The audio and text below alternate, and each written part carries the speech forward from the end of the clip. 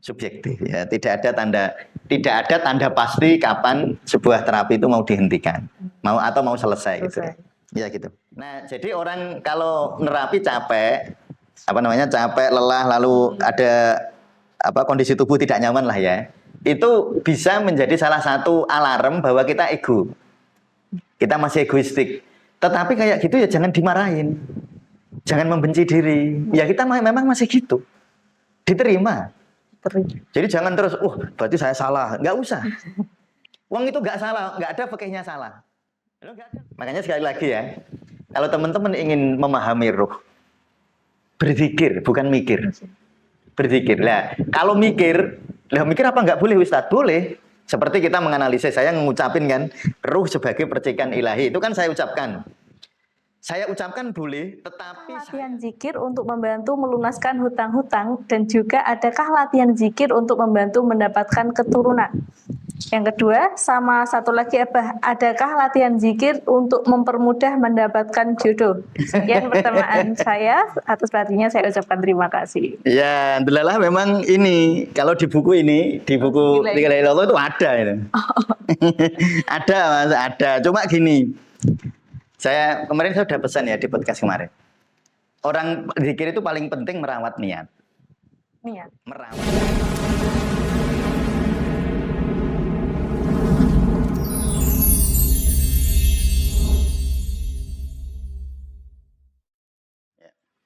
Assalamualaikum warahmatullahi wabarakatuh. Waalaikumsalam warahmatullahi wabarakatuh. Bismillah, alhamdulillah, Allahumma sholli wa sallim ala Rasulillah Muhammad ibni Abdillah. Ya baik, kali ini saya akan menjawab pertanyaan-pertanyaan dari peserta pelatihan kepekaan energi zikir ya, yang kemarin belum sempat terjawab ya, baik lewat Zoom maupun lewat chat di admin atau ada yang chat langsung ke saya. Ya, akan saya jawab satu-satu. Semoga ada berapa pertanyaan itu? Kayaknya 11 atau berapa ya? Banyak banget. Ya silakan Kak, ada pertanyaan apa? Yang pertama, apakah harus sentuhan dengan kulit pada saat menerapkan terapi pada tubuh yang mengalami ketidaknyamanan? Ya, tidak harus ya. Ya gini ya, sebenarnya begini kan. Semakin dekat antara terapis dan yang diterapi, sugestinya makin kuat. Itu soal sugesti sebenarnya. Bukan soal substansi. Itu soal sugestinya. Misalnya doa, saya mendoakan, kami pas di Purwodadi mendoakan saya di Semarang. Ya nyampe nggak doanya? Nyampe. Jadi nggak harus ketemu. Cuma ketika dekat, sugestinya lebih kuat. Tetapi ketika seorang guru sama murid Kak, yang sudah sangat dekat secara batin, jauh dekat nggak penting nggak? Nah itu ya. Nah jadi kalau dalam proses terapi nanti tentu kepada masyarakat awam. Kalau kita nerapi masyarakat awam, kan kalau nggak dekat mereka nggak tersugesti. Nggak pernah ketemu, nggak pernah ini. Nah, kecuali sudah saling kenal, sugestinya sudah ada ya. Tapi kalau belum saling kenal, memang lebih dekat, sugestinya lebih kuat. Tetapi prinsipnya pertanyaannya, apakah harus sentuhan? Enggak harus sentuhan. Ya, saya kira gitu. Oke, pertanyaan kedua sebetulnya hampir sama dengan pertanyaan pertama. Pertanyaannya, apakah diperlukan latihan lagi jika pada saat menyentuh tubuh tidak langsung menyentuh kulit?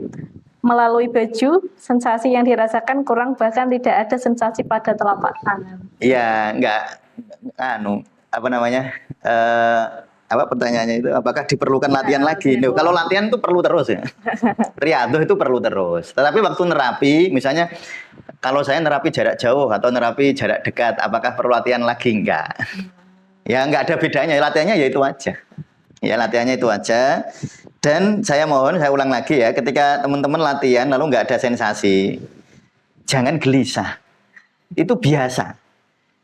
Karena kita nggak tahu sebenarnya apa yang terjadi. Makanya pasrahkan kepada Allah. Apakah yang bersensasi itu pasti lebih baik? Belum tentu kan. Yang bersensasi tapi mikir, menganalisis, dengan yang tidak bersensasi tapi menerima, itu lebih baik yang tidak bersensasi tapi menerima. Ya saya ulang ya. Teman-teman itu delalah pas latihan kepekaan energi zikir, tangannya gemeter, tapi terus dianalisis. Tangannya ada getarannya, terus dianalisis. Ada sensasi, beranalisis. Terus dibandingkan orang yang nggak ada sensasi tapi ya sudah nggak apa-apa. Dia menerima aja. Itu lebih baik yang tidak ada sensasi tetapi menerima kan, daripada ada sensasinya tapi mikir. Ya gitu kan. Oke, selanjutnya. Apakah sensasi pada telapak tangan pada saat mengalirkan energi pertanda ada energi yang Ya, tersalurkan? betul. Ya, memang ya. Dan sebenarnya energi tersalurkan itu otomatis ya. Sebenarnya nggak ada tanda itu tetap tersalurkan. Jadi misalnya kami megang pasien ya, kami nggak ada sensasinya apa-apa, tapi hatinya damai, tetap nyalur. Itu kayak air itu loh, kayak air kamu alirkan, kami alirkan, lalu dia ke bawah, dia akan ngalir. Secara alamiah. Alamiah mengalir. Jadi nggak usah misalnya ibu-ibu itu megang anaknya. Itu nggak usah ibu-ibu latihan ini juga ngalir kok sebenarnya. Iya kan? Iya. Ya, anaknya jadi tenang. Ya itu sebenarnya. Jadi saya mohon jangan terlalu fokus ke sensasi. Ya. Karena ada sensasi, nggak ada sensasi, energinya tetap ngalir. Ya gitu. Ya gitu. Oke, selanjutnya. Pada saat mengalirkan energi ke tubuh, tiba-tiba ingin memindahkan posisi yang dipegang dari semula, apakah itu termasuk sensasi atau refleks atau ada hal lain? Ya itu sensasi ya. Apa? Tiba-tiba ingin ya. Ingin. Nah gini, nggak usah dianalisis. Ini kan ingin. Saya kira dia langsung gerak. Ya. Ingin ya, ada ingin. Ingin memindahkan posisi yang dipegang. Segera sadari bahwa ingin itu dari Allah. Lah kan ingin dari Allah. Kalau nggak Allah nggak mengizinkan nggak bisa ingin gitu. Ya, segera sadari keinginan itu. Jadi langsung mundur gitu. Sadari dari mana keinginan itu berasal. Lalu terserah nanti teman-teman mau mindah mau nggak mindah ya terserah. Ya gitu terus.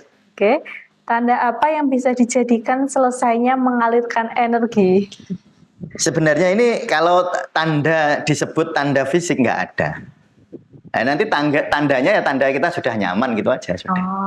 Sudah selesai nyaman gitu. Ya, tidak ada tanda fisik misalnya gemetar semutannya berkurang atau gemetarnya sudah nggak ada. Nggak tanda itu. Ya tandanya ya tanda dari batin aja gitu. Ya tandanya subjektif kan. Subjektif ya, tidak ada tanda pasti kapan sebuah terapi itu mau dihentikan. Mau selesai gitu. Ya gitu. Selanjutnya, apakah normal pada saat selesai mengalirkan energi, kondisi tubuh sedikit capek? Ini pertanyaan penting. Dulu saya ngalami kayak gitu, Kak. Dulu kalau habis terapi, habis itu capek dan saya pernah cerita mungkin ya, tahun 2010 saya masuk rumah sakit tuh. Saya tuh habis ngerupiah ke beberapa tempat gitu, Kak. Habis ada orang yang rumahnya begini, saya minta tolong ini, saya ke sana. Terus saya waktu itu ke Abah ya. Karena saya pakai ego. Jadi gini, kalau orang terapi, ini harus sembuh ini. Kalau nggak sembuh nggak jadi pelanggan saya, kan gitu kan ada ego kayak gitu. Kalau kita ego kayak gitu, benturan energinya banyak. Nah, jadi orang kalau nerapi capek, capek, lelah, lalu ada kondisi tubuh tidak nyaman lah ya. Itu bisa menjadi salah satu alarm bahwa kita ego. Kita masih egoistik. Tetapi kayak gitu ya jangan dimarahin. Jangan membenci diri. Ya kita memang masih gitu. Diterima. Jadi jangan terus, berarti saya salah. Nggak usah. Wong itu nggak salah, nggak ada fikihnya salah. Nggak ada loh, Kak. Dokter nerapi, pasiennya pengen mari, fikih salah ya. Nggak ada, Kak. Kita nerapi akupresur, bekam, doa, biar sembuh. Nggak ada salahnya, Kak. Makanya jangan salah. Itu bukan sebuah kesalahan. Cuma itu adalah pertanda bahwa kita harus naik level. Itu dorongan agar nafas kita harus kita upgrade gitu. Nafasnya, rasa akunya. Jadi saya minta betul untuk tidak menyalahkan diri sendiri. Nah, cara mengatasinya bagaimana? Ya udah latihan nafas saja, relaksasi. Terus, nah itu latihan A1, A2, A3 itu yang di latihan kepekaan energi zikir kan sebenarnya fungsinya untuk itu, Kak. Ya untuk relaksasi. Atau teman-teman membuat relaksasi sendiri ya boleh. Saya kalau baca sholawat kok lebih tenang. Lalu teman-teman baca sholawat sambil menyadari nafas atau mendengarkan sholawat sambil menyadari nafas gitu, Kak. Ya gitu. Oke. Untuk selanjutnya, ya. Assalamualaikum warahmatullahi wabarakatuh. Waalaikumsalam. Izin bertanya, Abah, bagaimana cara mengatur nafas di saat kita zikir mengucapkan Subhanallah 33 kali, Alhamdulillah 33 kali, Allahu Akbar 33 kali. Yang rutin kita lakukan selesai sholat. Ya nggak usah pakai napas kali itu. Ya kalau zikir kayak gitu ya sudah, itu zikir lisan nggak? Zikir lisan aja ya, subhanallah. Yang jelas tenang. Jadi tartil gitu loh, Kak. Ngomong semuanya. Jadi kalau pengen ini pengen afdol loh ya. Cepet juga nggak apa-apa daripada yang nggak zikir sih. Tapi kalau pengen afdol tenang. Subhanallah, subhanallah, subhanallah gitu ya. Nah, nggak usah terpaku kepada nafasnya. Kalau zikir lisan itu ya sudah pakai lisan. Bisa. Nah, baru nanti kalau teman-teman habis zikir subhanallah 3 kali, 33 kali, alhamdulillah 3 kali. Nah, habis itu baru riyadhah sendiri. Saya pesan kalau di masjid ikut imam saja. Iya. Jadi imamnya cepet ya, melok cepet. Mau sholat jamaah itu yang penting harmonis. Harmonisasi jamaah yang penting. Ojo terus zikir dewi. Nah, jadi zikir ikut imam. Dan nanti kalau kita punya ruang dan waktu yang sendiri, khusus sendiri, ya silahkan setelah zikir lisan lalu zikir nafas. Jadi kalau pas subhanallah 3 kali ya cukup dihayati saja. Cuma gini uniknya Kak, kalau orang sudah sering latihan kepekaan energi zikir, tiba-tiba nikmat gitu. Wong nanti itu nafas kayak otomatis Kak ikutnya. Otomatis. Ngikutnya itu ikut otomatis jadi enak. Nah kan kalau latihan atau riyadhah, kalau pas sendiri pakainya dalam hati, tarik nafas subhanallah, hembuskan subhanallah, tarik nafas subhanallah, hembuskan subhanallah gitu. Kalau pas zikir subhanallah bareng-bareng imam pakai lisan nggak usah. Untuk yang pas sendiri itu juga treatmentnya bebas juga ya Pak? Ya bebas, ya kan sendiri. Nah, nanti kalau jadi imam jangan kelambatan musake makmume. Ya pokoknya saya kalau yang jadi imam yang sudah di tempatnya sudah jadi imam, sudah kayak biasa aja sholat. Sholat-sholat yang umum gitu aja. Iya kan? Oke, selanjutnya. Assalamualaikum warahmatullahi wabarakatuh. Di buku panduan praktis zikir nafas halaman 172 terdapat ruh sebagai percikan ilahi. Mohon dijelaskan maksudnya apa? Apakah ilahi itu juga berwujud ruh karena ruh merupakan percikan ilahi? Apakah ruh yang ada dalam jasad manusia itu sama dengan ruh Allah? Apakah sesuai dengan konsep penciptaan makhluk, kholq dan amr? Ya, membahas kayak gini tidak bisa dianalisis, nggak bisa lewat pikiran. Kita hanya bisa memberi batasan-batasan. Ruh itu tetap makhluk. Jadi jangan sampai begini, kalau kita membatasinya atau memahaminya berlebihan. Wa nafakhtu fihi min ruhi, saya tiupkan ruhku. Lalu di dalam diri saya, dalam diri seseorang ada ruh Tuhan. Lalu ada Tuhan di dalamnya, itu analisis kan? Berarti yang beda, kan berarti masih analisis. Kayak dia membayangkan bahwa ruh itu benda yang sekian ukurannya gitu kan. Materi. Oh materinya, warnanya sekian. Kan masih begitu berarti mikirnya. Makanya menjawab kayak gini, jawaban paling baik adalah berzikirlah. Nah nanti kita akan dipahamkan melalui zikir itu, melalui ilham. Lalu sifat dari pemahaman itu subjektif. Itu hati-hati ya. Nah, sifat dari pemahaman tentang ruh sifatnya subjektif. Tidak bisa pemahaman saya tentang ruh ketika saya verbalisasi lalu diterima oleh orang lain menganggap benar. Dia salah. Kalau nganggap verbalisasi saya benar. Setiap ruh diverbalkan, setiap amr, kan ada kholku, ada amr ya. Setiap amr diverbalkan, jadi nggak amr. Iya, memang begitu. Tapi mau nggak mau kan diomongkan kan? Nah, ketika diomongkan, kamu jangan percaya sama omongannya, termasuk omongan saya. Misalnya saya nulis percikan ruh sebagai percikan ilahi, itu verbalisasi dari saya terhadap pengalaman saya tentang percikan. Nah, terus teman-teman ketika memahami percikan kan membayangkannya percikan air atau percikan api yang kalau bakar sate ada kletuk-kletuk gitu, bara apinya. Loh, membayangkan kan terus gitu, Kak. Kan terus keliru meneh nanti. Makanya sekali lagi ya, kalau teman-teman ingin memahami ruh, berzikir, bukan mikir. Berzikir. Lah, kalau mikir apa nggak boleh Ustadz? Boleh. Seperti kita menganalisis, saya mengucapin kan, ruh sebagai percikan ilahi. Itu kan saya ucapkan. Saya ucapkan boleh, tetapi saya sebagai yang mengucap dan yang mendengarkan harus memahami bahwa ucapan itu salah. Maksudnya salah itu bukan hakikatnya gitu. Jadi cuma penggambarannya bukan substansi. Iya, bukan substansinya. Jangan digambarkan percikan itu terus seperti itu. Nah itu loh, ini sulitnya kalau sudah membahas amr Kak. Bukan sulit, memang mustahil. Nanti apapun kata saya nulis kata apapun, itu selalu salah. Mau saya tulis pakai percikan, makanya ada iluminasi kalau di dalam di dalam buku-buku Ibnul Arabi misalnya ada iluminasi, lalu ada gradasi, ada apa macam-macam. terus wahdatul wujud, hulul ittihad, itu kalau mbok pahami fisik, ya iso murtad tenan. Bisa musyrik tenan kalau dipahami secara fisik karena setiap kata-kata selalu keliru. Makanya saya kalau ini Pak Muhammad Yusuf, terima kasih pertanyaannya. Jadi kalau ruh dipahami percikan ilahi, lalu kita ingin memahaminya secara analitik pikiran, mustahil. Memang nggak bisa kan? Maka nanti kalau teman-teman membaca buku Dzikir Nafas di bab mulai Dzikir Nafas Ruhiyah sampai Dzikir Nafas Fana, jangan percaya sama tulisan saya. Jangan percaya bahwa itu hakikatnya. Karena sebenarnya akses ke sana hanya melalui zikir, bukan mikir. Nggak bisa melalui penjelasan orang. Saya itu hanya memantik tok. Saya mengatakan percikan, itu memantik. Bukan itu sebenarnya. Nanti kalau dipahami kan terus, ini tadi, apakah ilahi itu juga wujud ruh? Karena ruh merupakan percikan ilahi. Kan analisis nanti kayak gitu. Memang ini kesulitannya kan. Makanya ya tadi jalan keluarnya bagaimana Ustadz, silahkan omongkan, diomongke kamu, tapi kamu harus tahu bahwa omonganmu itu bukan hakikat.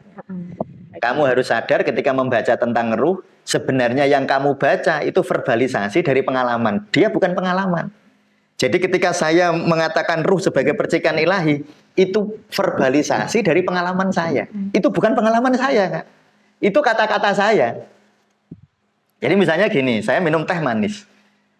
Kan rasa manis itu kan pengalaman saya. Tetapi saya ketika mengatakan kepada Kak Ami, ini manis banget loh Kak.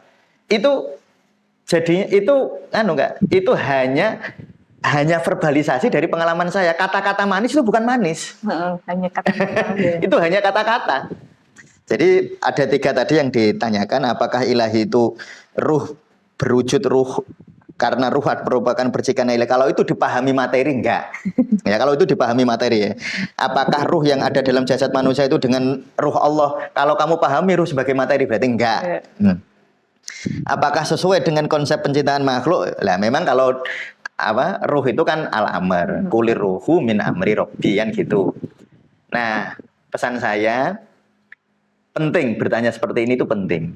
Tetapi ketika sudah bertanya dan mendapatkan jawaban, yakinlah bahwa jawaban itu sebenarnya bukan jawaban yang benar. Itu bukan hakikatnya. Ya gitu ya. Oke. Untuk selanjutnya, Assalamualaikum warahmatullahi wabarakatuh. Abah Mustamir, izin bertanya, kalau kita menerapi orang lain pakai transfer ke air atau ditempel telapak tangan ke bagian yang sakit, apakah durasi waktunya sesuai seperti pada pelatihan D1 dan D2 atau bisa bebas? Karena saya mencoba terasa kelamaan, tangan jadi capek. Bebas. Jadi gini loh, namanya latihan. Ya latihan itu latihan, beda sama permainan loh ya. Kalau saya dulu waktu kecil kan saya ikut klub sepak bola. Lah kalau latihan ya latihan kan larinya harus sekian menit kan gitu. Tetapi kalau pas main bola kan nggak harus gitu kan.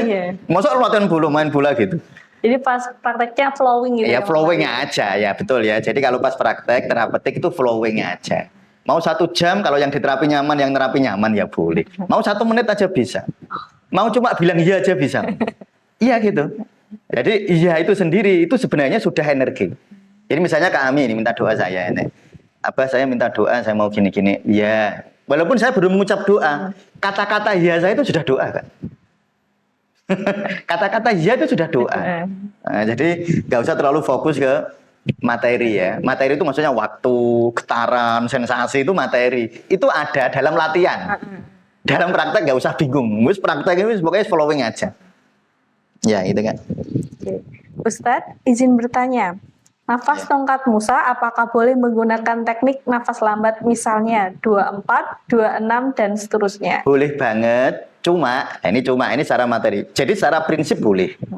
Tetapi memang nafas yang bisa menggerakkan sumsum tulang belakang itu 2,5. Yang paling secara ilmiah dia menggerakkan, Kak. Nah, tetapi bolehkah kalau pakai ya boleh. Ya boleh banget. Ya, cuma memang menurut kebanyakan orang 2,5 itu paling bagus.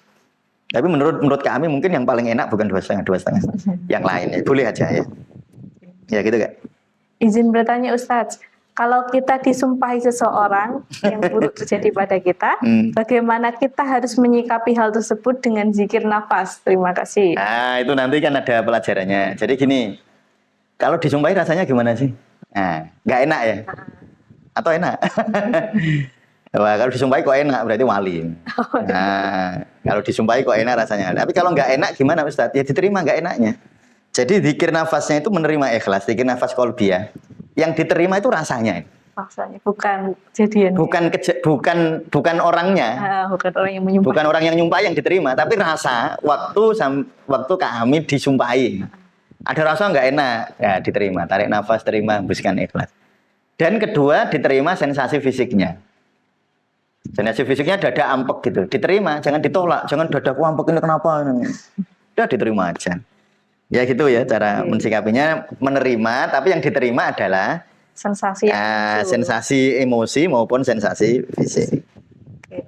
Selanjutnya, Assalamualaikum warahmatullahi wabarakatuh. Waalaikumsalam warahmatullahi wabarakatuh. Perkenalkan, saya Kris dari grup pelatihan kepekaan energi zikir. Ya. Mau tanya Abah, adakah latihan zikir untuk membantu melunaskan hutang-hutang dan juga adakah latihan zikir untuk membantu mendapatkan keturunan?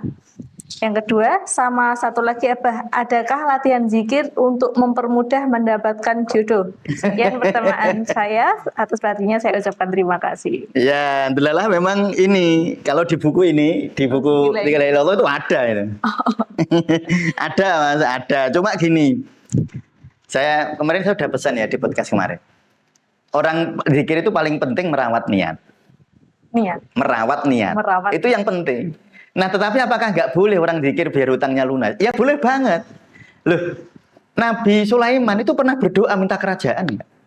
Nah, surat Shad kalau nggak keliru. Nabi Sulaiman itu berdoa, ya Allah berilah saya kerajaan yang orang-orang setelahku tidak punya kerajaan. Boleh loh. Cuma pertanyaannya itu begini ya. Misalnya kami berdoa pengen dapat sesuatu. Pertanyaannya harus menanyakan kepada diri setelah dapat itu gimana gitu. Misalnya tadi ada orang misalnya datang ke kami, utangnya banyak, lalu kepengen lunas. Terus kita sebagai seorang terapis itu harus mendampingi klien untuk menanyakan kepada diri. Nah setelah lunas itu apa sih yang kamu harapkan? Terus pengen sombongan dulu, aku orang utang apa gitu.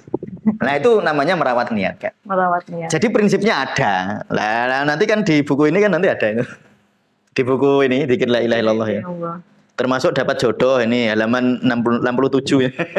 Ada lagi tuh. Mendapatkan keturunan ada juga halaman 76. Loh ada itu. Adalah pertanyaannya kok ada di sini. Masalah rezeki ya, membuka pintu rezeki ya ada ya. Jadi ada saya jawabnya ada ya. Ya Kak, apa lagi Kak? Assalamualaikum Abah. Ya. Mohon maaf, saya anggota dari grup pelatihan kepekaan energi zikir ingin bertanya. Latihan nafas untuk penyembuhan kista di payudara apa ya Abah? Iya sebenarnya nanti kalau teman-teman tahu kuncinya, terutama setelah memahami panduan ini, La ilaha illallah, itu nanti bisa sendiri sih kan. Nah prinsipnya itu gini sebenarnya. Prinsip dari sebuah terapi misalnya sakit apa saja ya, kista. Ini kita bukan membahas dari ilmu kedokteran ya, bukan dari ilmu kedokteran barat, kedokteran timur, akupresur, bekam, bukan. Ini kan kita ke sufinya. Sebenarnya rumusnya sama kan, menerima dan cara menerima dengan nafas. Kan kalau dibikin nafas qalbiyah kan tarik nafas terima, hembuskan ikhlas kan gitu. Sebenarnya di situ ya sama, Wak. Kista juga begitu. Diterima, coba yang diterima apa? Sensasinya. Tadi itu loh balik yang tadi. Sensasinya apa sih? Kalau pas ada orang misalnya kena kista yang ibu rasakan perasaannya pripun? Perasaannya gimana Bu kista ini? Sedih Ustaz. Nah, yang diterima sedih. Terus fisiknya gimana Bu rasanya? Ini loh di bawah ini rasanya cekut-cekut, diterima itu. Nanti itu akan sangat detail dibahas di buku ini Kak. Nah, obat bius spiritual. Nah, itu sangat detail itu nanti. Apa namanya? Bagaimana menerima ya. Nanti ada relaksasi progresif olah nafas dan zikir. Lalu ada penerimaan sebagai anestesi spiritual. Nah, itu akan dibahas di situ ya. Di obat bius spiritual. Tapi prinsipnya sebenarnya kalau teman-teman itu menghayati betul podcast-podcast kita, sebenarnya sudah ada. Kalau betul-betul dihayati, ini kan cara kita untuk mempermudah teman-teman. Sebenarnya ini tuh ya sudah dibahas sebenarnya, iya kan? Ya gitu. Nanti kalau soal-soal pengobatan secara fisiknya, ya nanti dijawab di lain waktu ya. Misalnya herbalnya apa, itu ada ilmunya sih. Cuma yang paling penting bukan itu, Kak. Yang paling penting itu penerimaan. Yang paling penting itu tasawufnya. Ya gitu, Kak.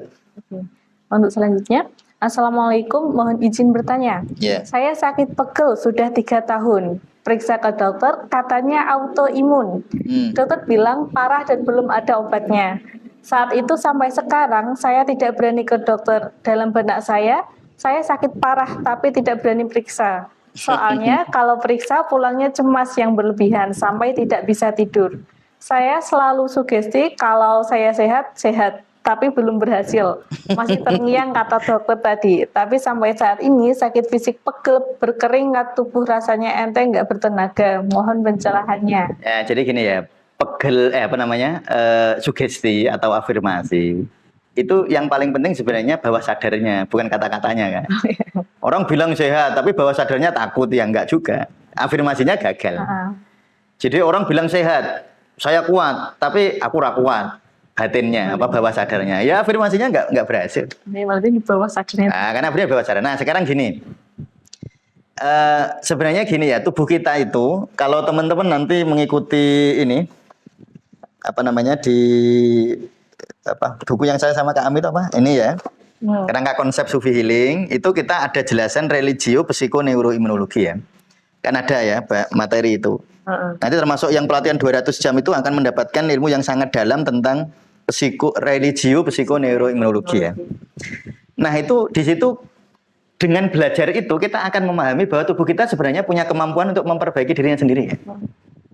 Sehingga kuncinya kalau seseorang yang autoimun itu tenang, sembuh sendiri. Cuma masalahnya kan tenang itu loh.